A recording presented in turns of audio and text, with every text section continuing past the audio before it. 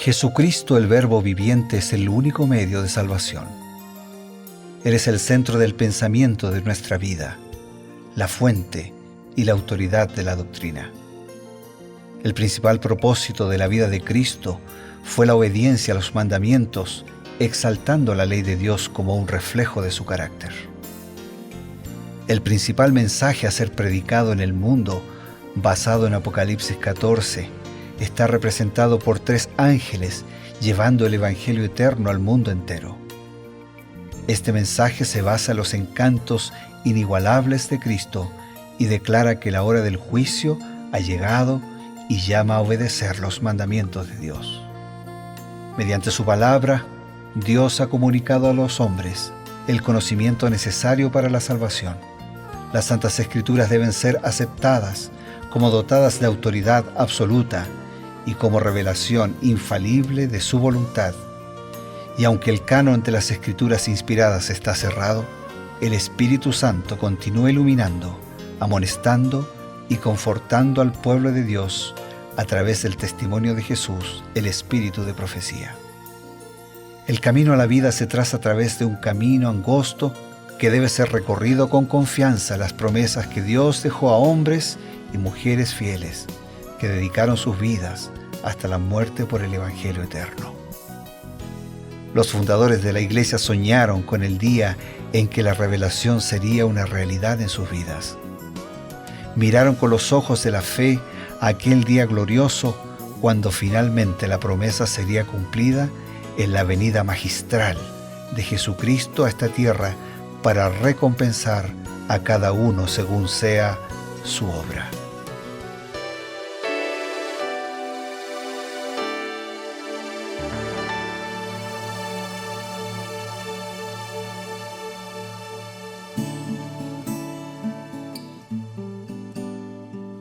Qué grato es reencontrarnos, renovar esta amistad que ya va creciendo cada día, pero sobre todo esta caminata, este viaje, este recorrido que hacemos juntamente con la palabra de Dios y por supuesto también acompañados de la buena participación, las sabias enseñanzas a través del espíritu de profecía que nos presenta el pastor Bruno Raza.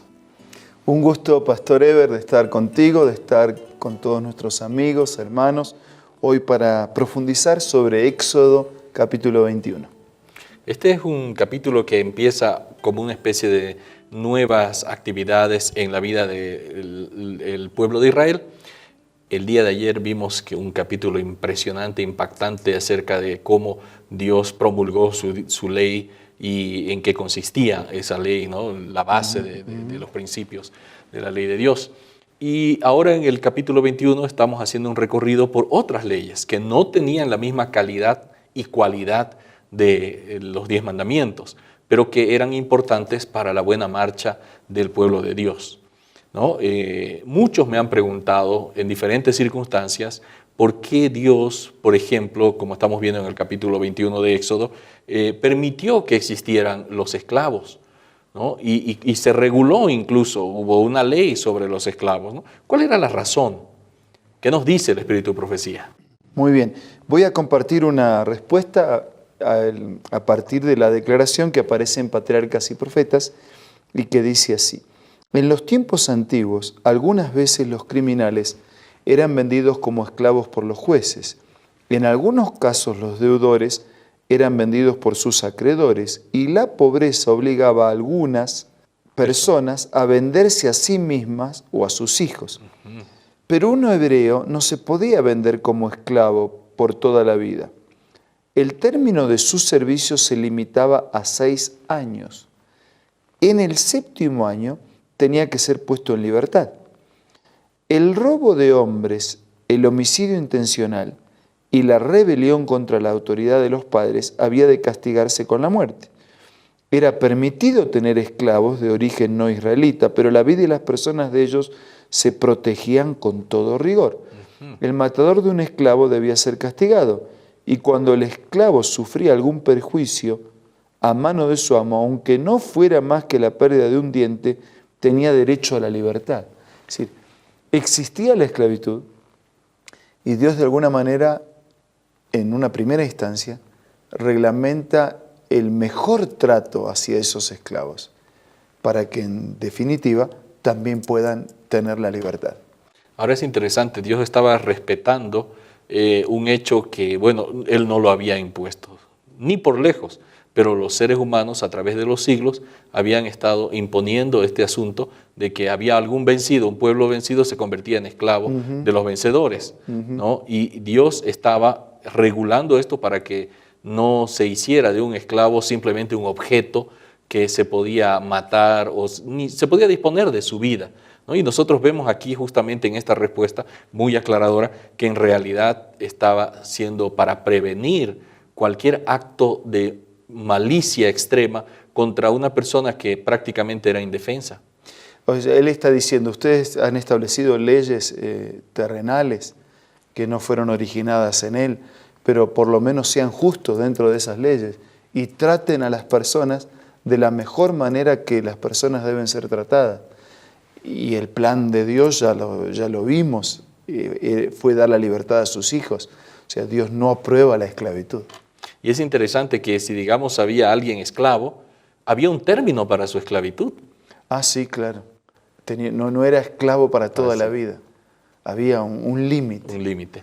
Interesante que después de cada 7 años entonces se otorgaba la libertad a alguien que por alguna razón había caído en esa situación. Así es, exactamente. O sea, Dios acepta las legislaciones, pero las encuadra dentro de los principios de amor, de protección, de cuidado y de interés en el prójimo.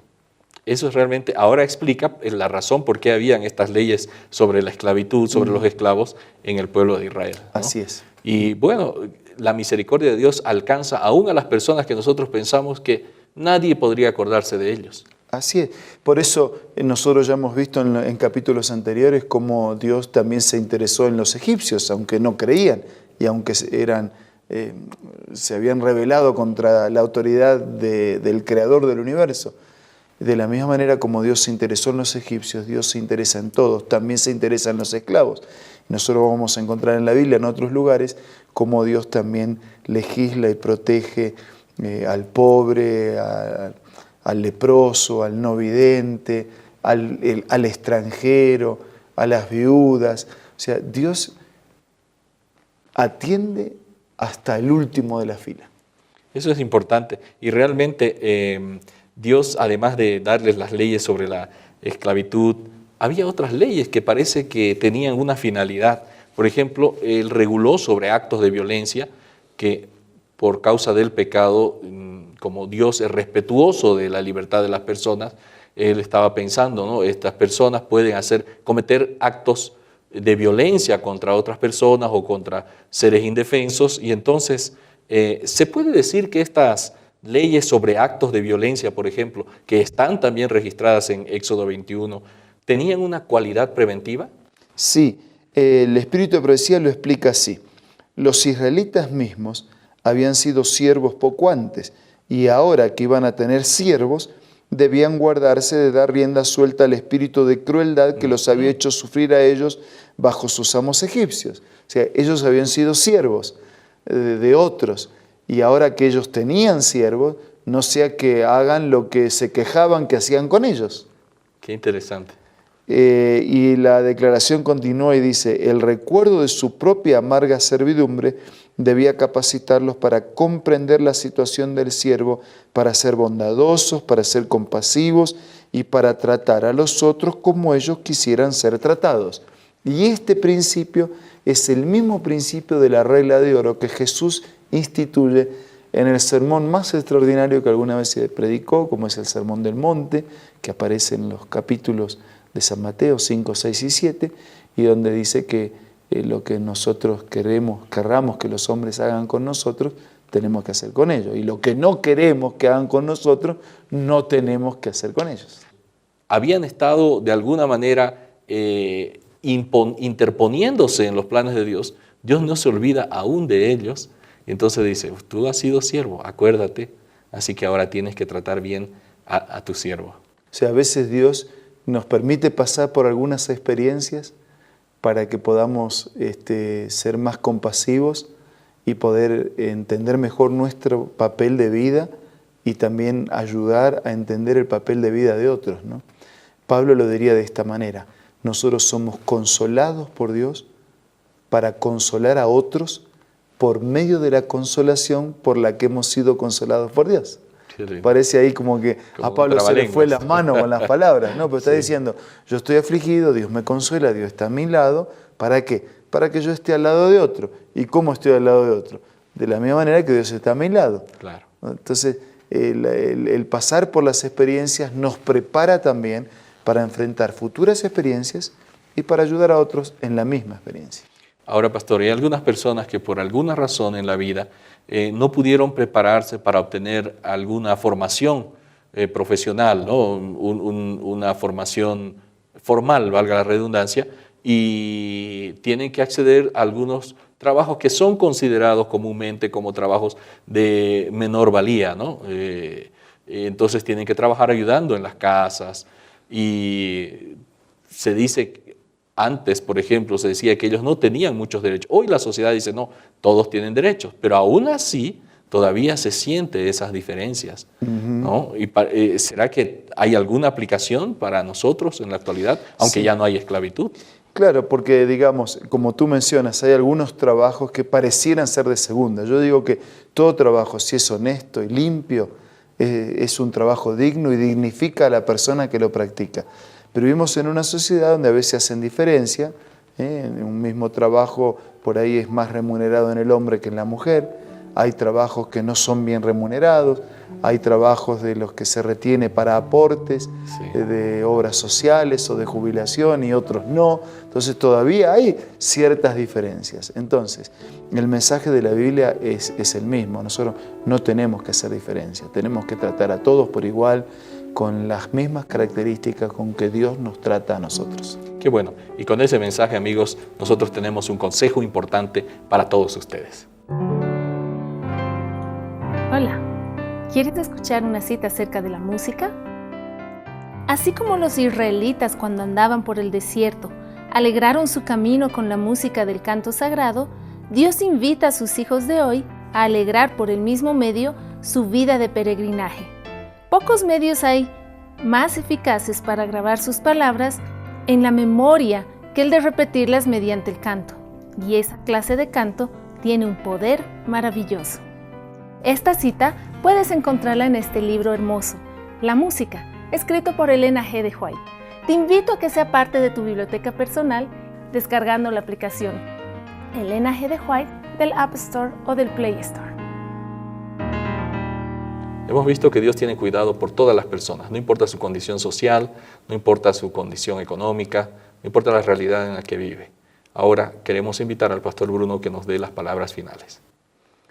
Gracias, Pastor Eber. Yo retomo con la regla de oro que Jesús transmitió a través del Evangelio en el Sermón del Monte, resumiendo así, que no hagamos con los demás lo que no queremos que ellos hagan con nosotros, o lo que no queremos que hagan, o sea, tanto en lo que hacemos o en lo que no hacemos, que sea que pensemos en el otro con la misma consideración con que pensamos en nosotros. Ahora vamos a hablar con Dios a través de la oración. Dios y Padre que estás en los cielos, te agradecemos porque para ti no hay últimos de la fila. Porque todos tenemos los mismos derechos, porque todos somos amados y objeto de tu misma consideración, y porque a todos nos ofreces la paz, el perdón, la salvación y la eternidad. Ayúdanos a aceptar tus ofrecimientos y ayúdanos a aplicar, a ser con los demás de la misma manera como tú eres con nosotros. Lo pedimos, lo agradecemos, en el nombre de Jesús. Amén. Amén. Con la regla de oro en nuestra mente y en nuestro corazón, nos despedimos suplicando al Creador que nos guarde siempre con su bendición. Hasta la próxima.